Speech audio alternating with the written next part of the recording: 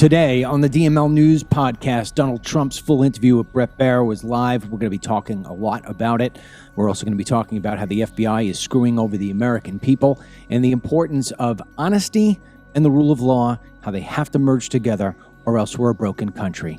I've got this. Denny's with me, Ryan's with me, and we're all unfiltered. Dennis Michael Lynch gives you his word, and he will never let you down. He will always fight for America. The only one who really puts his money where his mouth is Dennis Michael Lynch. Hello, I'm Dennis Michael Lynch, and I thank you for joining me today. Again, my son Denny is across from me as always, and my son Ryan is on the controls. We come to you proudly today, as we do every single day, to give you the status on what is happening in the 47th presidency. That's why we have a newsletter. It is the fastest growing newsletter in the world when it comes to pro-Trump information and what is going on in this administration and how the left is trying to unsuccessfully destroy it. Yeah, they may temporarily halt it, but they will not win the game. 47report.com, 47report.com. It's right up there on the big screen when Ryan shows it to you, 47report.com. You go there, you put in your email address. It's that simple. You hit subscribe, you're all done. It's completely for free. I don't share your email. I don't sell it. I don't borrow it. Nothing. I have it. I hold it, and that's how it goes. Every single morning in your inbox, pretty much before 7 a.m., on most mornings between 6 and 6:30 Eastern, you will have every single last bit of information that is happening in this administration, and most of it are things that you will not find on the mainstream media, Fox News or Newsmax. They either breeze through it or they skip over it, not on the 47 Report. 47report.com is your number one source. You have it every day. You'll be the smartest person in the room. It's the greatest little chain of events. You watch, you read that, then you come in and you watch us at 9:30 to 10:30, and then you get the DML News app for the rest of the day for all the other news and information that you'd want to get. We have the perfect situation for you. So, to that degree, go to 47report.com, put in your email address, and then starting tomorrow, you'll see it in your inbox. If you don't, check spam, because you know those slime balls over at Gmail and Yahoo and Hotmail and all those liberal email service providers are going to try to do everything they can to shut us up, and it ain't going to work.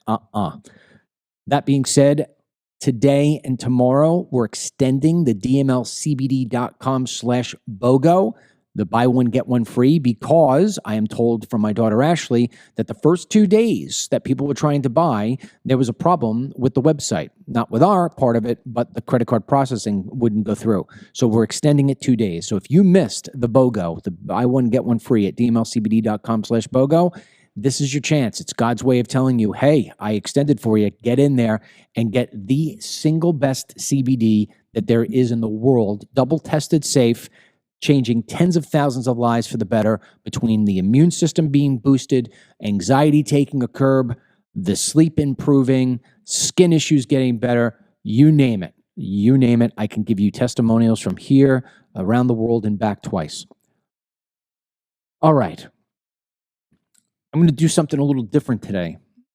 I'm going to start this off with a story, and if I get this done right, if I do it the right way, this will be a monologue that I will wind up pinning to the top of my Facebook page and my YouTube and all the other different social media. I'm going to start off by telling you a story about two ducks. Now, for those of you who have been with me for a long time, you know that I have this sort of strange connection to ducks. Most of you probably know me from Fox News and Newsmax, but there's a ton of you who know me from my days of the walk and talk on Facebook. And during that Facebook walk and talk, each and every day, I would start and end at a duck pond. And so I became close to ducks. And when my kids were little, they can tell you, they remember me taking them to the duck pond, and we would feed ducks bread. Well, we were pleasantly surprised as a family when we moved here to Florida. God thank you, we have a beautiful home on the Intercoastal. And so there were two ducks that forever, for the past 4 years, have waddled past our home at the same time every day. They come around the morning time, they go up on this little swim platform we had, and they sit there for most of the day. And then at nighttime, when the sun goes down, they jump off. We don't know where they go, but we know that they always come back the next day. A few months ago, the tornadoes came in and ruined our swim platform. So what they did was they moved to our neighbor's swim platform. Now, they could have gone anywhere, but they are close to us. And I think it's because it's this strange kind of thing. They've almost become like an extension of our family. If we're having a barbecue in the back, we're hanging out in the back, and the dogs are running around on the lawn, the ducks just sit there on the swim platform. The dogs, for some reason, never bother them. Any other sort of bird that comes, a crane, anything, the dogs are going to go freaking crazy. But these two ducks, for whatever reason, they just seemed like they were part of our family, and the dogs left them alone. 4 years, every single day, these ducks have been together. 2 days ago, I went out on the weekend and I was doing something with my boat, and I noticed that only one of the ducks was there on the platform. It was just sitting. And I thought, wow, this is strange. I've never seen it like this before. And something in me, something inside me, just didn't feel right. I said, oh, I'm so used to seeing these two ducks together. That's all I know at this point. Well, who knows? Who knows what happened? Yesterday, when I got up and I had done my prayers, I came downstairs and I saw my wife outside by the dock. Very unusual for her. She was on the phone. I went down and I said, what's going on? And she said, the one duck is on the platform. It's not moving. And the other duck is pecking at it, trying to move and trying to like peck at its feathers, and it won't move. Clearly, one of the ducks was severely injured. So I said, well, look, I got to go do the podcast, call animal control, and when I come home, we'll see what happens. Well, yesterday, after yesterday's podcast, I went home, and I wound up seeing that animal control, my two neighbors, and my wife are all at the dock. One of them is in the water on a surfboard trying to paddle around to catch this one duck. After about 20 minutes of us all making an effort, and this poor duck, literally, I thought it was going to have a heart attack. We captured it, and it had a wing that had been severed. And I don't know if it got severed from a boat or if it got severed maybe from one of the clams, the shells that are on the side walls of the seawall. But regardless, it was injured. And the man said to us, I'm going to take it back, and the veterinarians will see whether or not they can repair it. And I said to him, I don't care what I need to do, even if I have to pay you guys, that duck, when it's repaired, needs to come back here. And he said, well, I can't assure you that that's the case. And I said, it needs to come back here, not only for itself, but for the other duck. Because that other duck is going to be looking for its mate, and it ain't going to be able to live on in a way that's happy if it doesn't have its partner. And the guy can see that I was not kidding. So my wife will call today and see the status of that duck and make sure that even if we have to go pick it up ourselves, we're going to bring that duck back. For whatever reason, for the last 24 hours, I cannot think about anything else other than the sadness of those two ducks being separated. And how it is that many times in this world, in this life, that we are joined together with something, that if it's separated from us, life as we know it comes to a halt. It's not the same. I would like to think that you could apply this story to what's happened in America for the last 4 years, and before that, during the entire Obama presidency. There are two things that this country needs in order to operate as the #1 best country that has ever been on planet Earth. It needs honesty, and it needs the rule of law. You need them together. You can't have one without the other. It's like trying to fly a plane with only one wing. It's impossible to do. Under the Biden administration, we had neither of them. We had lies, and we had no rule of law. Trump, Elon Musk, and the whole 47th administration is trying to fix that broken wing. It's trying to bring back honesty and the rule of law together. Because if we don't bring it together, in the same way that those two ducks will never be the same, even if that one duck is repaired and it's back to healthy, if they're not together again, well, It's just not the same. So yeah, our country has been operating for the past 4 years, but it hasn't been the same. Our country operated during Obama, but it wasn't the same. You know this. You felt this. There was a part of you every single day over the past 4 years that felt like it was missing or felt like something inside had died. And I know today, as that one duck is sitting maybe in an operating room, it's not even thinking about its own wing.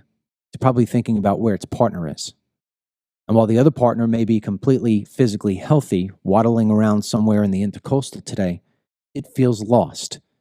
And it's hoping and praying that somehow, some way, it will turn a corner and it will wind up swimming into its partner.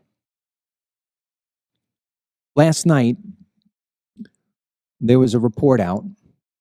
It actually surfaced on Hannity, on Fox News. Tom Homan, the border czar, revealed that the latest set of raids carried out by ICE, to which we are trying to facilitate the rule of law, because people have broken into our country, they have lied and accessed our country, and we have allowed the rule of law to crumble. And that's why you feel as if half of you is dead. Half of your country is dead.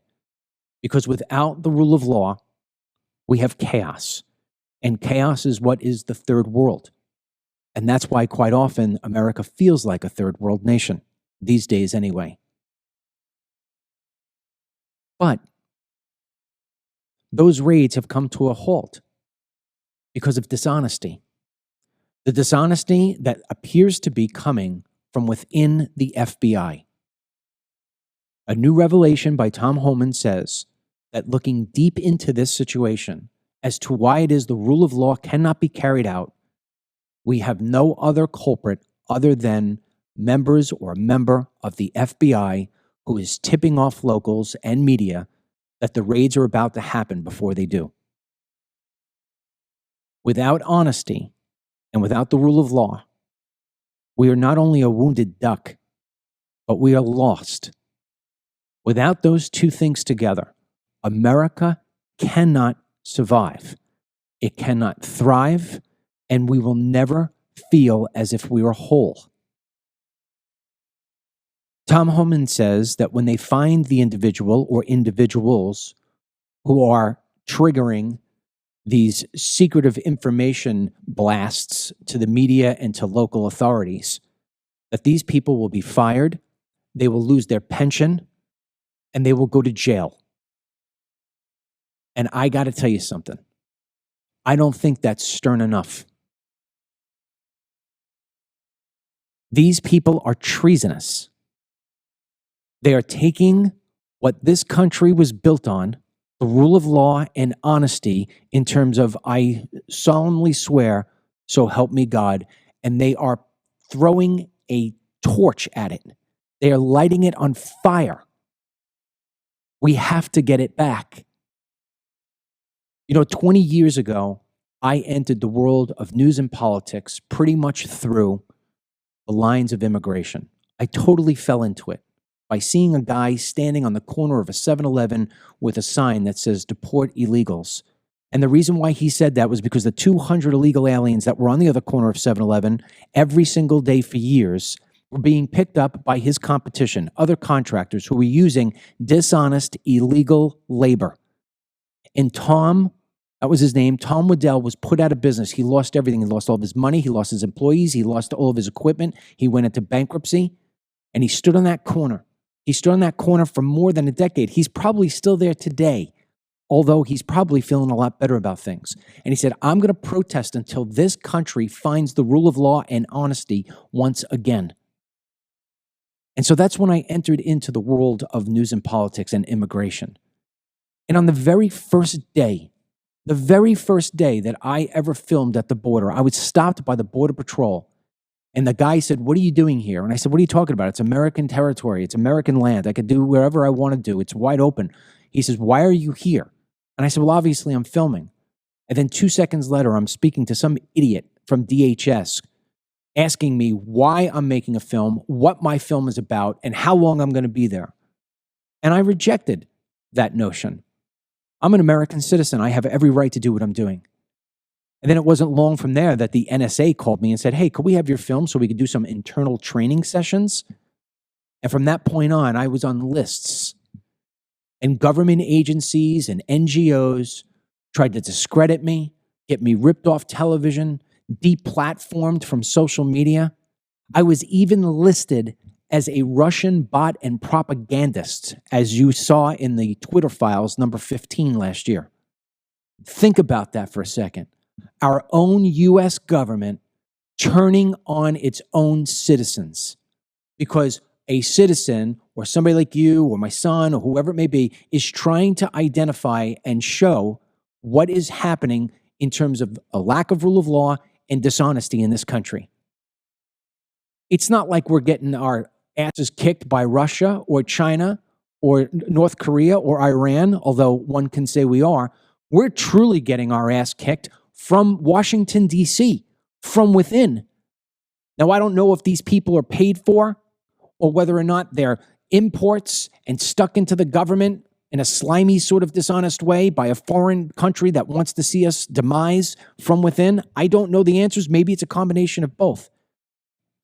But for 20 years, I have always said consistently, day in and day out, that the only reason why we're not addressing our national security concerns, be it Islamic terrorism like I witnessed on 9/11, or be it the border invasion that we've all been witnessing for the last God knows how many years, the number one reason why that happens is because there's no will to stop it within the DC cesspool, be it the people of power or be it the bureaucrats at agencies.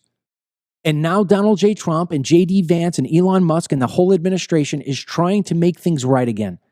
And they're being interrupted by judges, they're being interrupted by these agencies and by these scumbags who, in doing what they're doing, are literally pissing on the graves of the men and women who have fought for the freedoms of this country.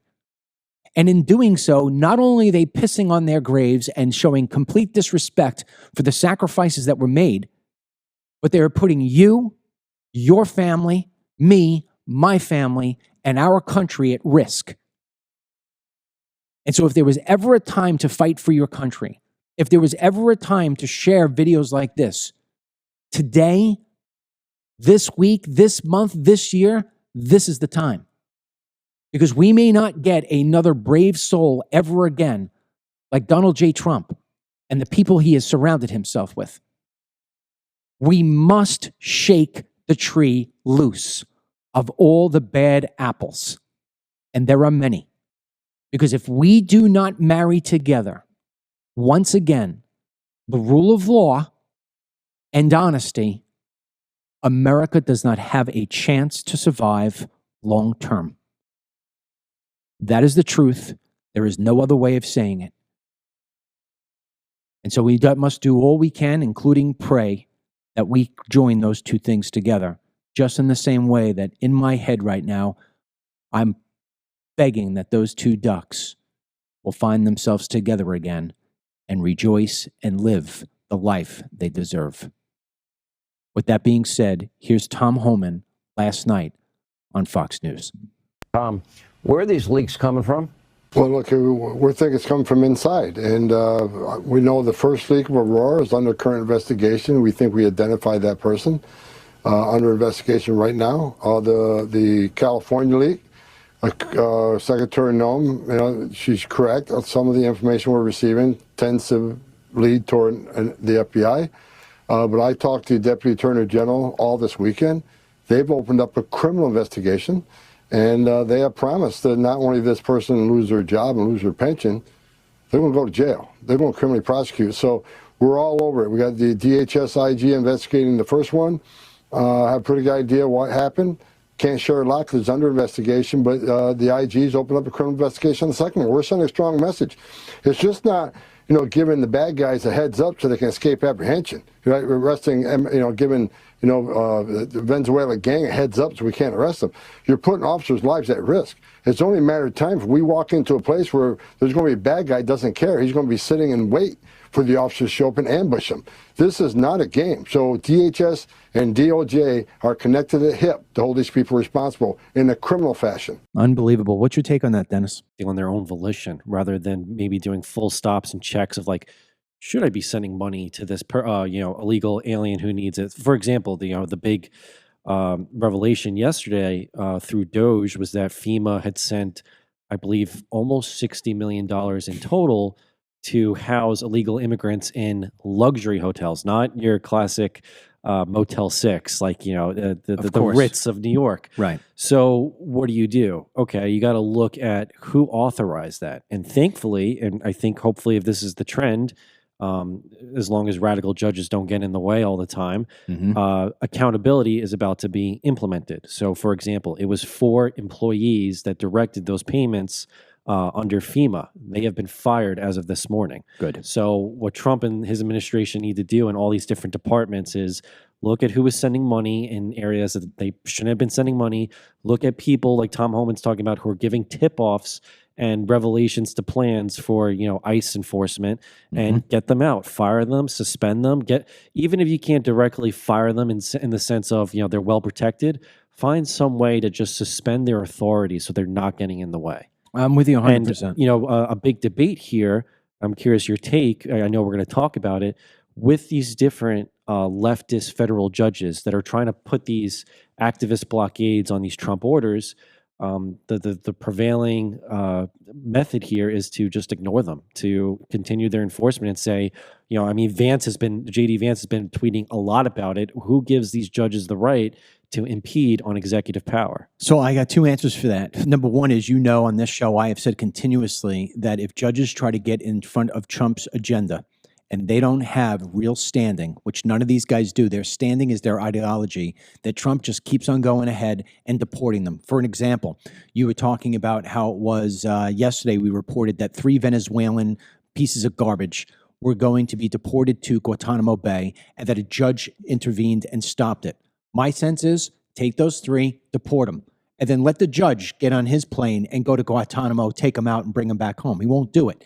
So my sense is let's just keep on doing what we need to do and don't break the law.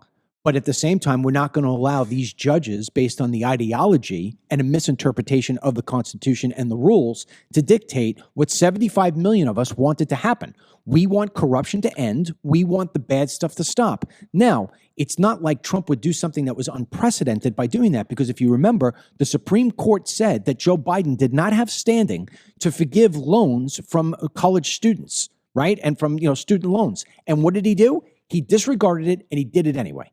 Yeah, this kind of gets into history, so we don't have to go deep into it. But a lot of historical examples or comparisons I've been seeing is Andrew Jackson. When he was president, he kind of disregarded a lot of these judicial courts trying to get in his way. And he was a president who ended up paying off the debt that we had at the time. So, with Trump, I think he has to go full charge and not listen, because, you just laid it out, right?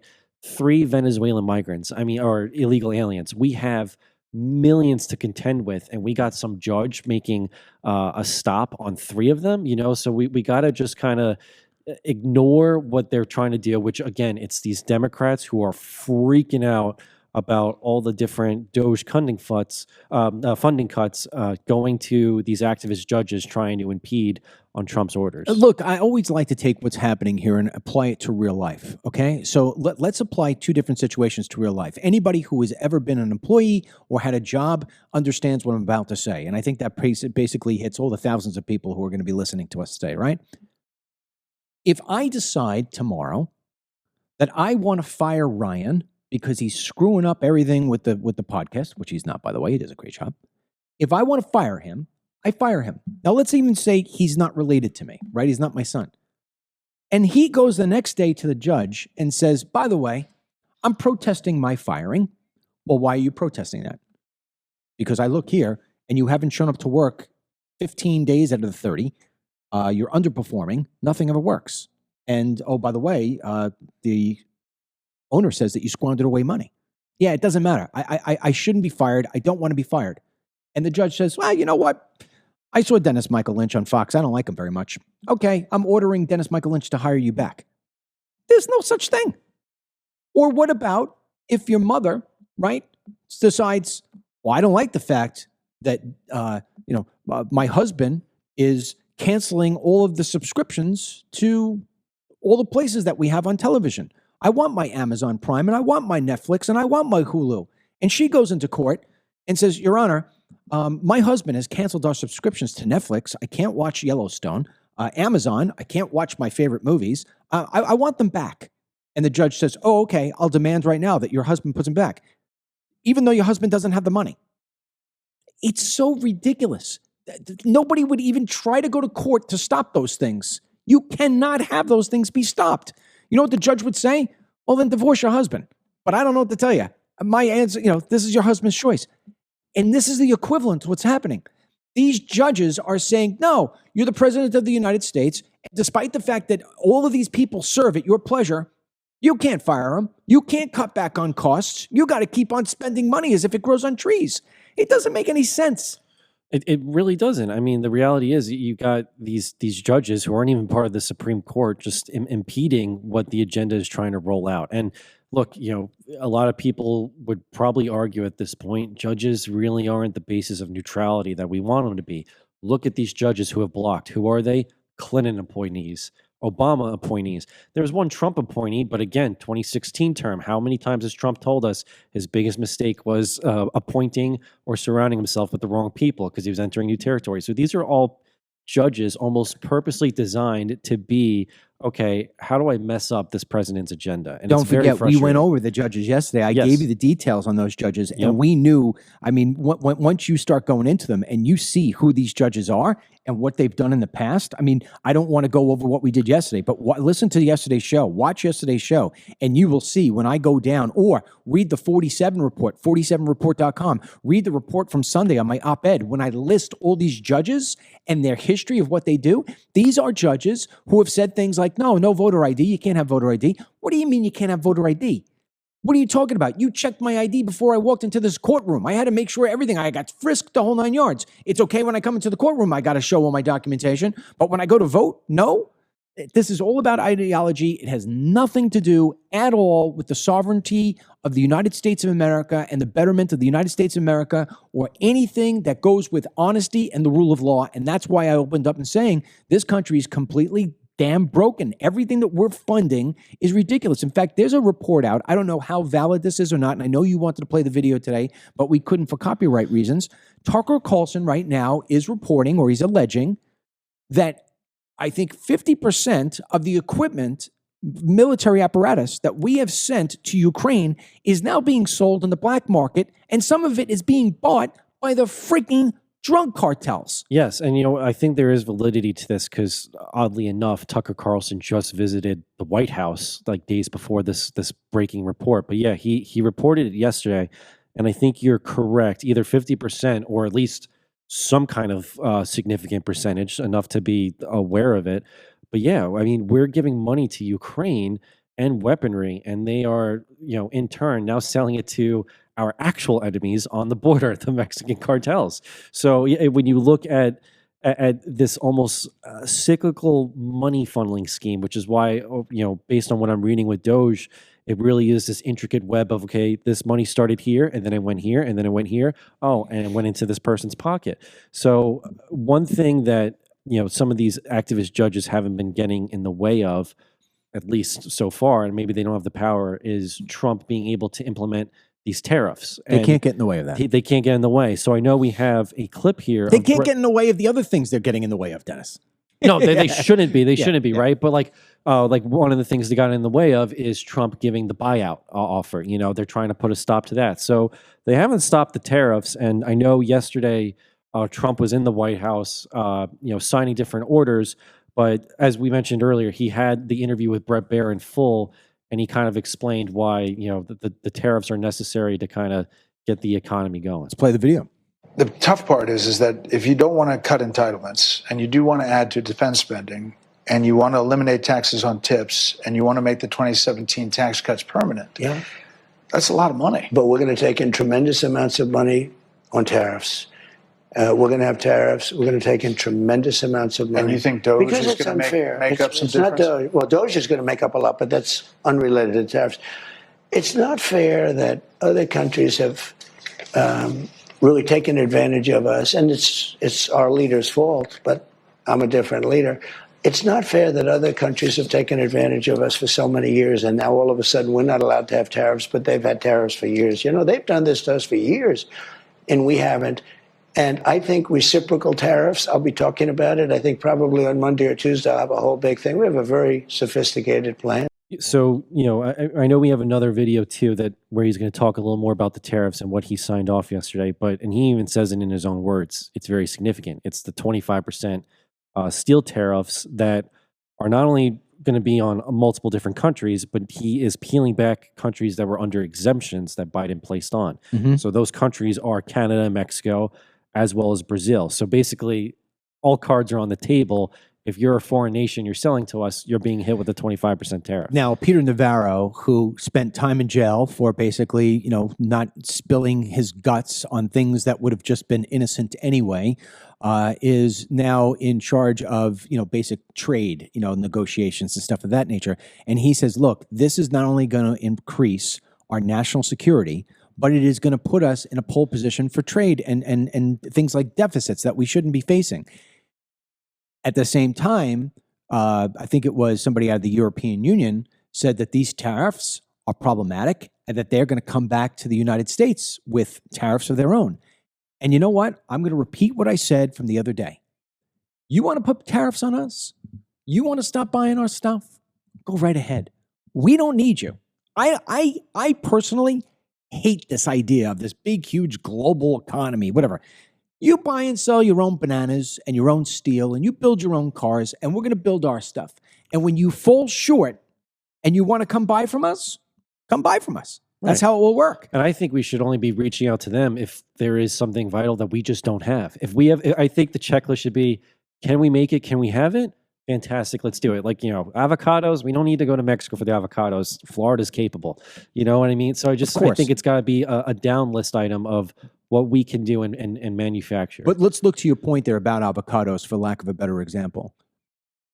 If we have warm climates where you can grow avocado, okay, fantastic. But if the supply and demand in the United States for avocados is so great, because we know we can't grow them in Wisconsin or up in Illinois or, you know, along the Canadian border, if it's so great that we have to go and buy it from Mexico, well, then by all means, Mexico, charge us accordingly. Charge us accordingly. Make money on your avocados because we are in need of them. But when you need something like a computer, or you need something like a car that you can't do on your own, and you need to buy it from us, we're going to charge you accordingly. That's what Trump is asking people to do. That is what has not been happening. What's been happening is countries are saying, you're going to buy my stuff at top dollar. I'm going to freaking rake you over the coals, and I'm not buying your stuff. And if I do buy your stuff, I want it dirt cheap, or I want you to give it to me free with all the other aid that you're giving me. And Trump is like, this doesn't make sense. We're in NATO. We're sitting here. We're the only guy in NATO can flex muscles anyway. Everybody else is freaking useless. And we're paying for all this? Pay up your fair share. Canada, where's your money, Canada? Where have you been paying into NATO? You're falling short. All these countries are falling short. And Trump's saying, no more. You need us. We don't need you. And it's a very simple thing. You know, Ryan, maybe let's go with the clip of Trump talking about the steel production, just because it's relevant to this. You know, one of the big things that he was able to accomplish, he just had the Japanese prime minister last week. And, you know, one of the big concerns prior to Trump coming in was U.S. Steel, the biggest American manufacturer of steel, being sold to a Japanese company that had ties to the CCP and, you know, had some issues there. But he managed to not only kind of stop that deal from happening and keep it in America, but he wants to basically, as we've laid out, structure these tariffs so that we become like an absolute powerhouse when it comes to steel production. He got Japan not only to say, yeah, all right, we won't even try to buy U.S. steel, but we're going to invest in U.S. steel. Yeah. That's the power of Trump. Also, don't forget, remember when he had the CEO from SoftBank Yes. was going to come here and put what was it, $100 billion investment, and Trump said, "Why don't you make it $200 billion?" And then what did he do? He came back a couple of weeks later and said, "We're going to do $500 billion. We've teamed up with Oracle and OpenAI, and we're going to give you $500 billion." Yeah. That's what Trump does. Look, your mother, her uncle, he did business with Donald J. Trump every single day for decades. And I remember in 2016 when Trump was clearly going to win the nomination and we all thought that he was going to win the presidency. I remember seeing Uncle Kenny, and I said to Uncle Kenny, I think it was at Christmas, just before, it's at Christmas time, just before the inauguration. And I said, "What's this going to be like?" And this is exactly what Kenny said. He said, "We are going to win every single negotiation we get into." And I said, "Why? Why do you say that?" He goes, "Because I dealt with this guy, because Kenny used to build Trump's skyscrapers." Yes. And he said, "Because Trump knows how to negotiate in such a way that if you say no, you know you're losing business that you can't afford to lose. So you find a way to get that job done to where you can make money and where he can make money. And if you're not going to do that, he's going to get you every time." And that is what we're seeing here today. I think he's like on that turned up by to volume 10 out of 10, because I mean, Justin Trudeau just had that, Canadian Prime Minister just had that hot mic moment where he was talking to Canadian lawmakers, and he said, "No, Trump is very serious. Like, he's not kidding with this. Let's make Canada the 51st state." And it's not because I can put that in my presidential record as incorporating Canada into the country. I mean, he would get that credit, but he sees the economic and strategic advantage of that whole taking in Canada and Greenland sphere. And to your point, when you're sitting in a boardroom, with Trump, whether he's president or not, he just has that art of the deal mindset where he's like, we're either going to come away with you really being unhappy and me unaffected, or both of us happy. It's one of those. It's like one of those two approaches he takes. Ryan, do we have the video? It skips ahead a little bit. Do we have the video where Trump is sitting at his desk talking about the steel? I'll play it. What do you say to consumers who are worried about prices? Oh, I don't think you're going to. No, you're going to ultimately have a price reduction because they're going to make their steel here. There's not going to be any tariff. These foreign companies will move to the United States, will make their steel and aluminum in the United States. Ultimately, it'll be cheaper, but we'll also have jobs, many, many more jobs. Yeah. So obviously, Trump is on a roll, and he's going to get things done, and he's getting things done that are going to make America great again. There's no doubt in my mind. The question is, how long does it take? Because these scumbag judges and the Democrats are trying to get in their way. There's something else that Trump also, it looks like now, is announcing in a letter. This is the top story on 47report.com in the newsletter. Go to 47report.com and put your email address in there, and you'll get this every morning. I'll read it to you at the very top. In a letter to Treasury Secretary Scott Bessent, DHS Secretary Kristi Noem requested that the IRS law enforcement personnel be assigned to support the apprehension and removal of illegal aliens from the country. A senior DHS official expects the request to be granted, fulfilling a previous idea proposed by Trump about sending IRS agents to the southern border. If or when approved, IRS criminal investigators could aid in apprehending illegals and disrupting financial networks linked to illegal immigration. And I think, this is so important because when you look here at, whether Trump is working on steel deals, trying to get, prisoners released from Hamas, whatever he's dealing with right now, he is juggling 500 balls at one time and not dropping a single one of them.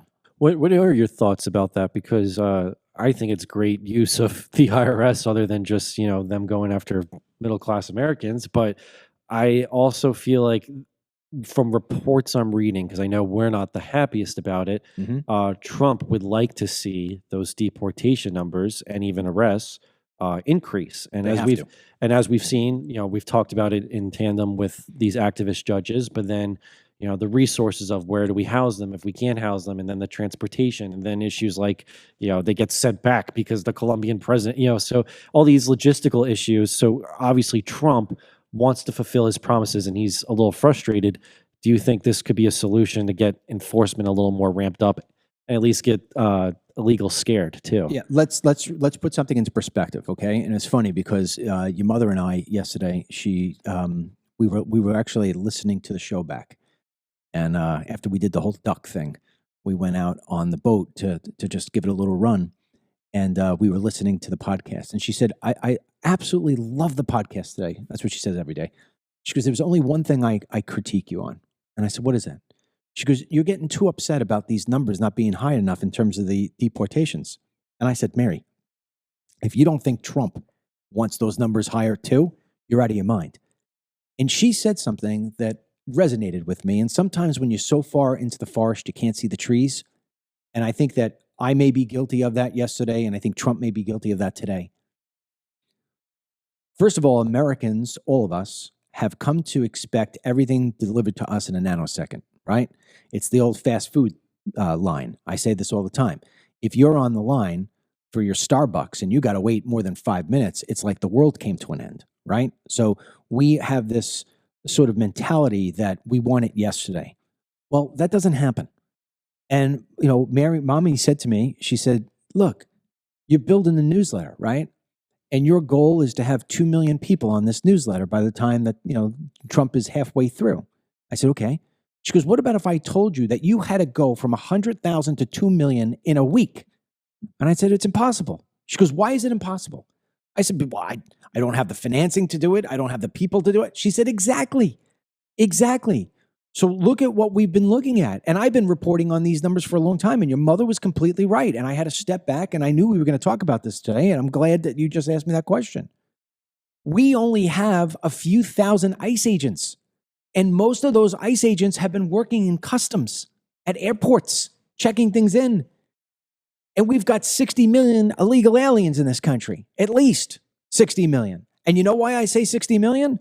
Because the other day we just reported that DOGE, Elon Musk, learned that there is $100 billion annually in entitlement payments going out to people without a social security number and without even a temporary ID number. So in other words, fill in the blank, illegal aliens. If you had only 12 million illegal aliens like the government, Biden would like you to believe, you're not going to dispose of $100 billion annually. No, you're going to need $100 billion to feed 60 million illegal aliens, or if not higher. So take a look at that, right? And you say, "Oh my goodness gracious, how am I supposed to have a couple of thousand ICE agents rid of 60 million people?" It's literally impossible. So what you have to do is what has been happening, and I think we're going to start to feel the impacts. It's almost like compounded interest, right? Or it's like being a realtor. You put in all the groundwork for the first 3 months, 4 months. You're not feeling any of the financial upside until you get your first closing. Then you get your check, and then all the other closings start to barrel on top of each other. I think that's what happens here. The tough talk, the sign of "we're going to deport you," is actually making people self-deport, which is a big thing we need because it saves on money and it gets rid of them now. And you don't have the ugly media telling you how horrible we are. And then you're showcasing people being arrested, what have you. And that's going to start a trickle effect of where these numbers will scale. Now, to your point, we are going to need more personnel. Look what we just reported, 2 days ago. Or Monday, right? We reported on the fact that Governor Ron DeSantis just signed, I think it was a proclamation or whatever it was. He just deputized a bunch of law enforcement personnel, including Highway Patrol here in Florida, that they are able to carry out federal immigration laws.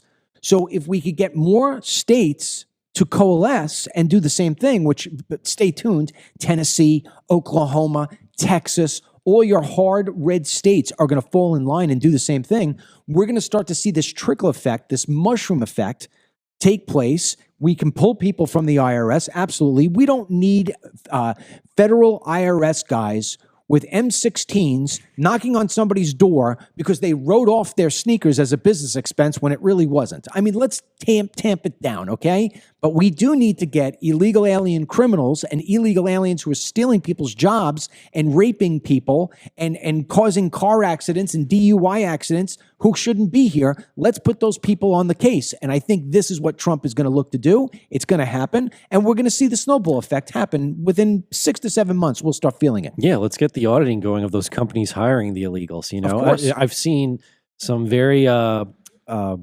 bullish videos on X and from other platforms shared on X of some employers complaining about that their illegal alien workers are either not showing up because they're fearful of deportation or them just complaining about deportation. And that pisses me off because I know you always say it's like, hey, you know, you want to be pro-American and America first, but yet you're hiring all these illegals to your company, and now you're all upset because we're actually following through on trying to get them out of the workforce. You nailed it. And look, there's one other factor too, and then we have a video about this, about Trump talking about his approval rating.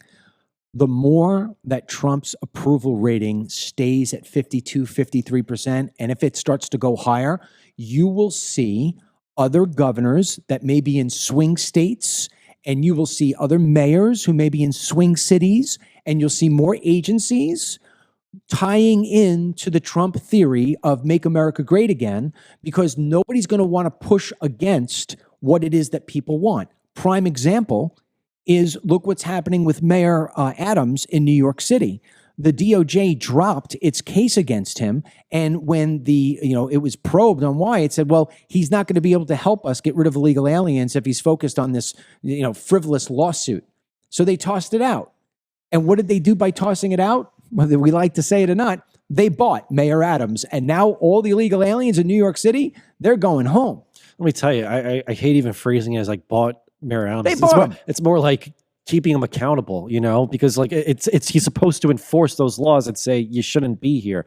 Dennis, Adams was the equivalent of falling off a boat, and what they did was they threw him a life jacket and said, we'll give you the rope and pull you in, but first you have to do this, and this is get rid of the illegal aliens. Let's get Trump right now talking about his approval rating. I have high approval ratings because I'm using common sense, whether it's getting men out of women's sports. I mean, have you seen what goes on with the boxers and with the weightlifters and with the swimmers and everything? It's so ridiculous. And I think it's a 90% issue. And, the amazing thing, the Democrats are still fighting for it. It's crazy. It's crazy. I think we should go to Congress also, have that cemented and, make it indelible. But it's... To me, it's all common sense. Who wants an open border where prisons are dumped into our country, where prisoners are let into our country, many of whom are murderers, many of whom murdered far more than one person, and they're now roaming our country?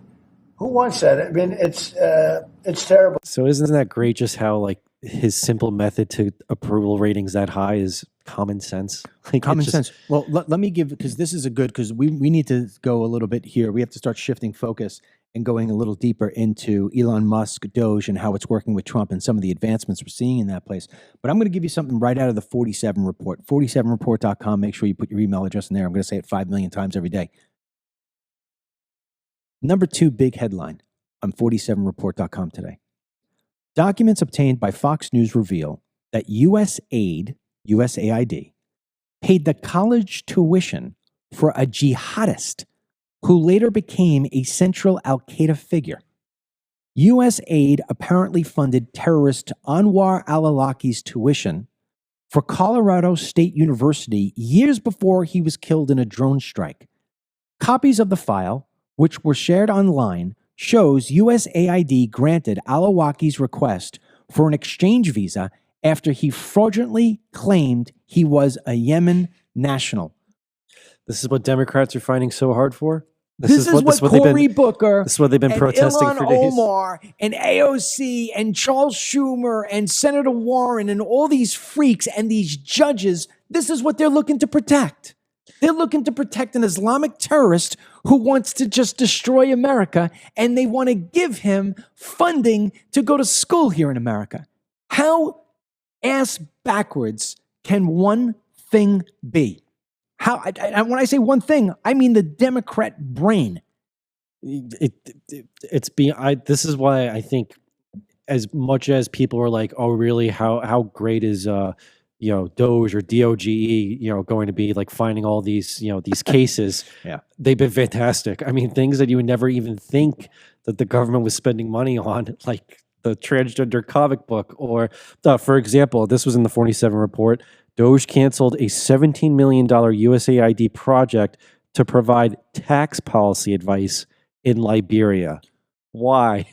Think about that for one moment. Why? We're going to send $17 million of your money. We're going to send $17 million to Liberia to help them figure out how to calculate taxes, when this country, the United States of America, has been giving tax returns, and meaning money, to illegal aliens who don't even live in the United States. They get child tax credits to illegal aliens who don't even live in the United States, and we're going to give money to Liberia? We had how many billions of dollars in COVID money go out to fraudulent friggin' actors, many of them overseas, some of them tied to terrorist groups, and we're going to give $17 million to teach somebody else how to do math? I'm telling you, even the small amounts. Yeah. So I have to ask you this. Remember when we were kids? Do you remember the Wii? Like the Wii video game system? Yeah, of course. We used to play the games together. You remember how the people in the video game kind of look like bubble people? Sure. Yeah, with the little funky designs. Yeah. So DOGE just terminated another program that that the military, I guess, was using under Biden. It's a DEI training video, and we didn't cut the clip because I just wasn't sure about licensing. Mm-hmm. But basically, you as a soldier sit in front of this video screen and have a virtual conversation with a fake bubble person who's dressed up as a soldier. And you have to have a designed conversation about diversity, equity, and inclusion. Why are we spending, even if it's $3 million? I mean, that's the price of a mansion here in Florida. Like, why are we spending that on a video where you're talking to a bubble person? I wish I had it, but like, I just wasn't sure we could cut it. Can you imagine being a 6'3", 19-year-old farm boy out of Nebraska, who your whole life, all you thought about was the fact that you were going to follow the lineage of your father, your grandfather, and a great-grandfather. You were going to join the Marines. You were going to join the Army. You were going to go into the military and serve proud. You sit down there. You cut off your long hair. You got to have the crew top on top. You're going to be talked to. You're going to have to stand straight, learn how to salute, everything else. Make your bed so this way the dime bounces up. You're all set to go. Like, all right, what's my first assignment? And you're going to talk to a bubble figure on a virtual education about how to do DEI. This is why we fell 65,000 people short in Army recruitment. And I got to say, too, because I've seen it with CNN and some of the leftist organizations. They keep talking about how some of Trump's cabinet picks are almost like too showy. Like, with Kristi Noem, she was just horseback riding with Border Patrol agents at the border. Well, Pete Hegseth, who's the Secretary of Defense, was just training with his soldiers this morning over in Germany at a U.S. base. So these are people who are all not your typical government bureaucrats like a Mayorkas. These are kind of like more hands-on people who have actually done the work that they at least got assigned to. We got a video, I think, of Trump talking about DOGE and the Department of Education. Yes. We've been talking about, but the ongoing thing is that they're trying to basically cut it and to the point of termination. Let's play that video, Ryan. I watched some of these horrible people like Maxine Waters, real sleaze, and I watched her screaming at the security guard or whoever he was. He was pretty cool. At the Department of Education. He was pretty cool standing in front of the Department of Education. She's only looking for trouble. She's not looking to help people learn. Look, tell Maxine and all of her friends that we're last in education. Out of 40 states, we're last. We're number 40. But we're number 1 in cost per pupil. That's all you have to know. We have to make a change. I want to send education back to the states. I mean, Dennis, the one thing about the DOGE and Elon Musk and whatever, because they have such flexibility, they don't have to go through red tape. They're actually kicking ass and taking names, and that's why the Democrats are flat on their back. The Democrats have no momentum, and the more that the American people are exposed to what is really underneath the covers, the more that they're going to love this concept. Now, I want to get through a bunch of bullet points here that people who are listening, people who are watching are going to realize how much information we give in 47 Report at 47report.com and the kind of stuff that we're saying that you need to know that the mainstream media, even Fox News and Newsmax, are blowing right over. All right? Just here's a couple great little bullet points. DHS Secretary Kristi Noem is also backing Trump's call to eliminate FEMA. FEMA, there is no reason, as you just talked, we took $60 million of FEMA money and gave it so this way illegal aliens could be in swank hotels when the people of North Carolina are sitting there still saying, what about me, right? Get rid of it. Secretary of Defense, Pete Hegseth, you just talked about what he's doing. Well, you know what he did yesterday? Because he's slapping Democrats across the face. He went back, he signed a memo renaming Fort Liberty back to Fort Bragg, right? Trump also said that Iran, because of everything that Trump and the team is doing to embolden Israel and to basically stop Iran from being able to strengthen itself and try to wipe everybody out. Trump says now that Iran's military vulnerabilities have left them in total weak position. And he feels now that he's in place that we no longer have to really worry about having some kind of nuclear war with Iran in the near term or even in the future, because Iran is now going to come to a spot of where they're going to have to compromise in order to stay away from a confrontation where they can't defend themselves. You know, speaking of Israel, to our next bullet point here. So Trump commented on the recent ceasefire deal between Israel and Hamas. And I'll read his quote verbatim. If all of the hostages are not returned by this Saturday at 12 o'clock, I would say cancel it, meaning the deal, and all bets are off, all of them, not in drips and drabs, meaning the release of the hostages. And see, that's the Trump way. And eventually, look, Netanyahu was just at the White House, last week? And he said, the reason why there's a ceasefire, the reason why these hostages are coming out, there's no doubt why it is because Donald J. Trump is in the White House. Think about how Biden forgot about all those hostages and did absolutely nothing and condemned Netanyahu time and time again as if he was the bad guy for trying to defend his country against an attack on October 7 when innocent babies, innocent children, innocent families were actually destroyed, ripped to shreds by Hamas. And then the left had the audacity to say it was fake news. And you know, there's something else. Over the weekend, I mean, for people who don't know, I have a new program out on weekends called Life After 50. And I interview people who are 50 years old and up. And I just did an interview. You could find it anywhere. You can find it on X. You can find it on Facebook, YouTube, Rumble. Just scroll through the window of the videos. It was back on Sunday. I interviewed an 80-year-old guy who spent a lot of years in the Navy, and he was a captain of a nuclear submarine. And one of the things we talked about was how it is that the military is not what it used to be because of things like you just talked about, right? About the stupid training video. Well, good news is this, 47report.com on the 47 Report newsletter, the U.S. Naval Academy is closing all of its DEI offices and contracts per Trump's executive order. Can you imagine a Navy where you've got a DEI? You imagine having somebody drive a nuclear submarine because of their color of their skin? You want to talk about because he tells you, right, and you got to watch the interview. He says those nuclear submarines have enough power to destroy the world. I know it's ridiculous. You know, just going off of how you just said the U.S. Navy Academy closed the DEI office. I mean, one thing that Trump's impact is definitely making waves on is the elimination of DEI through procedure. For example, it's a few bullet points down, but PBS, the big liberal PBS, they just closed their DEI office in alignment with Trump's orders about getting rid of it. Yeah. Another thing Trump did, I mean, this may sound sort of petty, but at the end of the day, it's common sense. He got rid of the entire government's ban on using plastic straws. The most craziest thing I've ever seen is going into liberal New York City and going in and ordering a cocktail and the guy served me a plastic cup with a paper straw. And I said, "Hey man, you got a plastic straw?"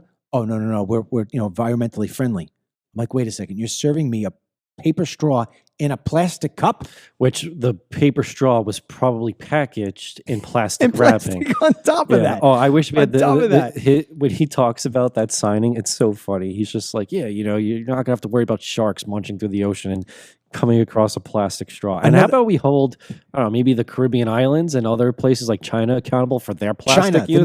China. They're the ones. For people who don't know this story, this is a very good story. For years, the United States of America couldn't figure out how to get rid of its plastics.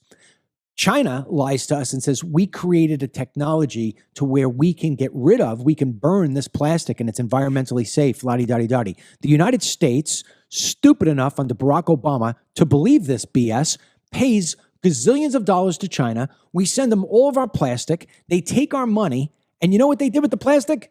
They dumped it in the ocean. They dumped it in the ocean. They're such liars over there. No, they're such liars, but we're so stupid. Democrats are so stupid. Now, the other thing that is important to say, and we're going to play this because it's real quick, but it's worth it. I love what they're doing at the White House. Press Secretary Caroline Leavitt has introduced, she's going to wind up doing a weekly video. I think it's weekly. It's an on-new video series called MAGA Minute, where she highlights everything that Trump has done the week before. Now, we do everything. She's just doing some of the top highlights. Positivity. Let's play the video so this way you get a sense for what it looks like. Welcome to the MAGA Minute. It's been a huge week here at the White House, and let's go over the wins President Trump delivered on behalf of you, the American people. On immigration, illegal migrant encounters between the ports of entry are down nearly 87%. On the economy, President Trump laid out a plan to establish a sovereign wealth fund to better invest the more than $5 trillion in assets held by the United States. He also proposed tariffs on imports from Canada and Mexico and China, and those tariffs were swiftly paused after our allies agreed to step up and address these issues. We are streamlining USAID into the State Department. President Trump signed a historic executive order to ban men in women's sport. Lastly, President Trump is already making our military strong again. Army recruitment in the month of December, with the anticipation of President Trump's return to the Oval Office, hit a 15-year high. We'll see you for next week's MAGA Minute. I love it because what I've always said for years, and people who've been with me long enough knows this, is that President Trump, all he had to do was do a live stream to where he said, this is what we have been doing.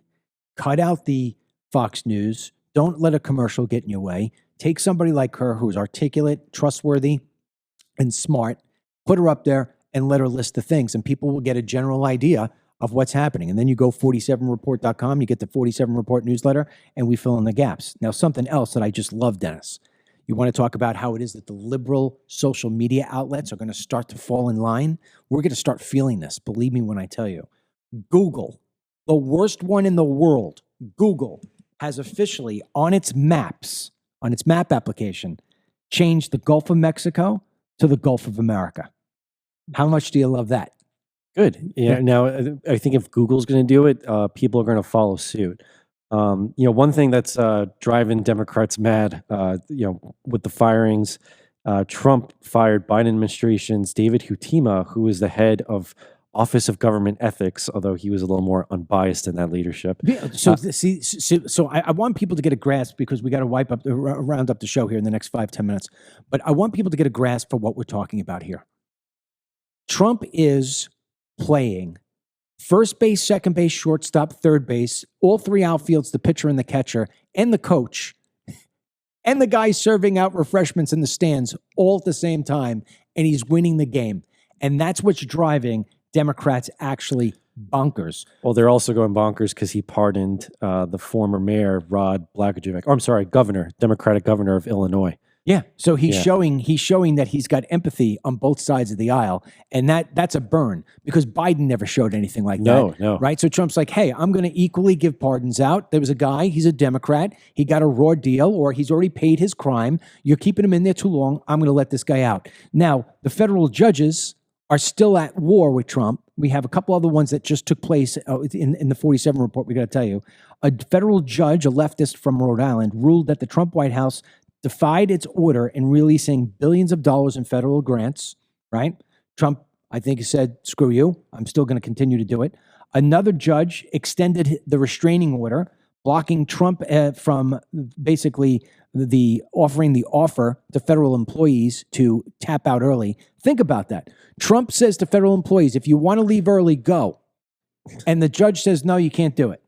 Yeah, and then another leftist judge reinstated Hampton Dellinger, who is the head of the Office of the Special Counsel that Trump had fired last week. Yeah, so you can't do it. It goes back. And then we talked about how it is that people, the impact of this.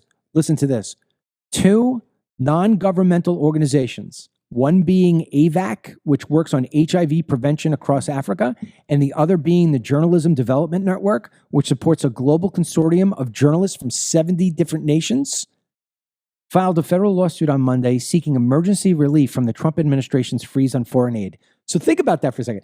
That's like if a customer says to me, hey, DML, I'm not going to buy you CBD anymore. Oh, I'm calling up a judge. Judge going to force you to buy my CBD. This is what they're trying to do. This is how crazy and insane this is. Someone who kind of became a big spotlight with the USAID financial fraud is Chelsea Clinton. Right. Denying that she didn't take $84 million. $84 million. Denies that she didn't take anything. Meanwhile, jumping around here, again, 47report.com. We're giving you all the information that's on there. JD Vance over right now, he's at this Paris AI summit, basically slamming the Europeans and saying, hey, you got to stop your BS. You're censoring everybody. You're cracking down on stuff. We're just not going to take this anymore. He's giving the judges the hard time, saying, hey, you're not allowed to do this. So JD Vance is becoming a little mini Trump, which I absolutely love. And then the other thing we've got to celebrate in, before we wind up going to tell you some stuff about Fauci and COVID, you got to celebrate. Everybody thought some of these nominations were going to be impossible to get through. And through the power of Trump, we have Republicans who were saying no are now saying yes. Tulsi Gabbard is basically a sure in. Kash Patel, a sure in.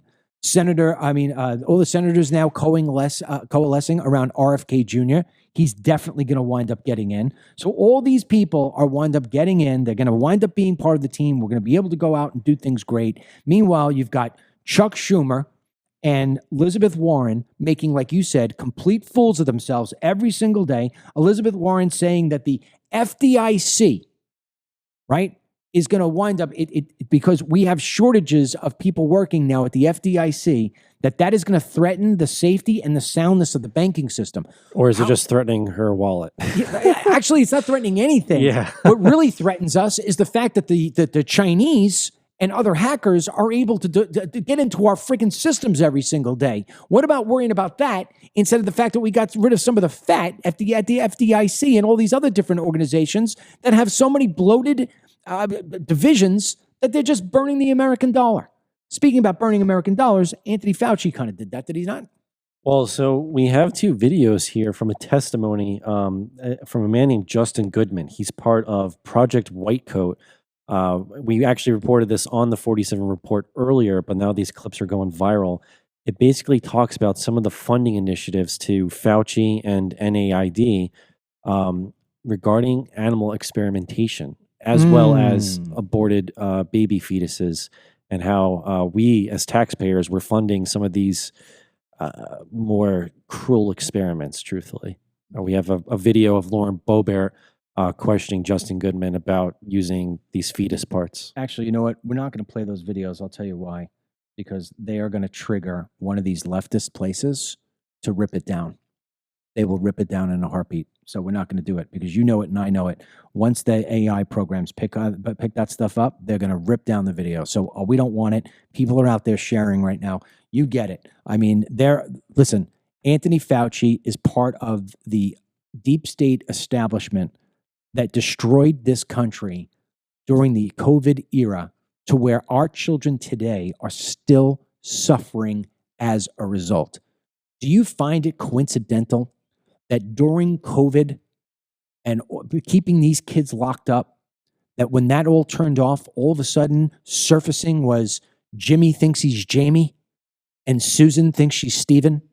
Did you see the kind of correlation there? Right? We freaking took our kids and skull screwed them in such a way that I don't know if any of these kids who are so screwed up will ever have a chance to rebound.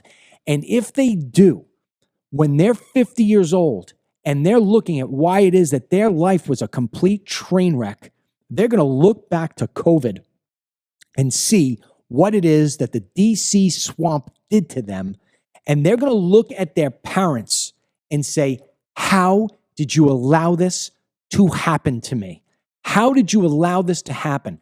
And I think that if we were to shape up the show and close it out on that, I think that is the beauty of where things are right now with Trump. I've said this before. I'm going to close with it again. If you want to make the perfect omelet, you are going to have to crack open some eggs. And it may get ugly, and it may not look great. But in the end, it's going to be just divine. We need to stay the course. We are going to be feeling turbulence like you won't believe.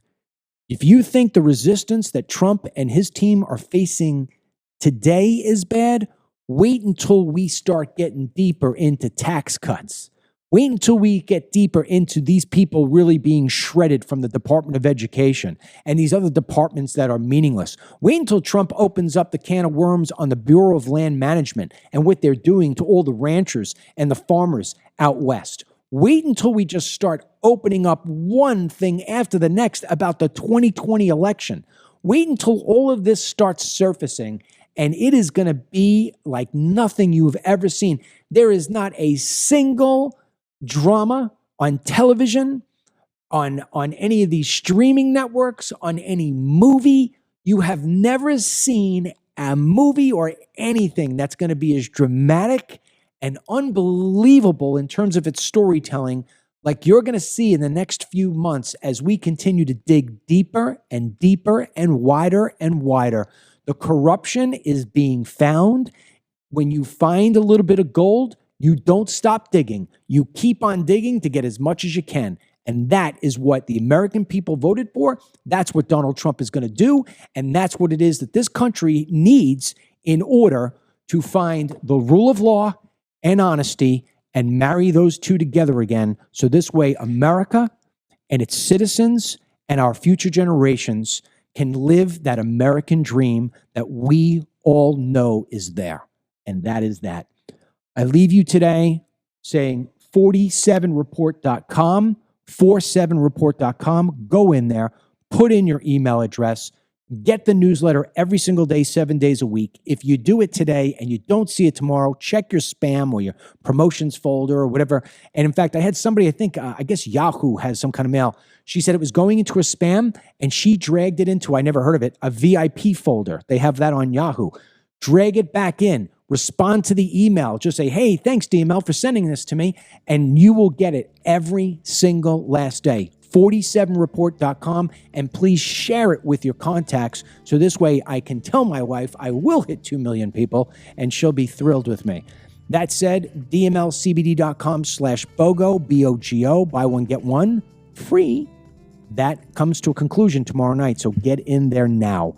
On behalf of my son, Ryan, who still hasn't been able to talk so far since Trump has been president, we'll bring you in at some point, Ryan. And on behalf of my son, Denny, we thank you for choosing us today. We know there's a lot of people you can choose from, and we hope that you enjoy the show as much as we do bringing it to you.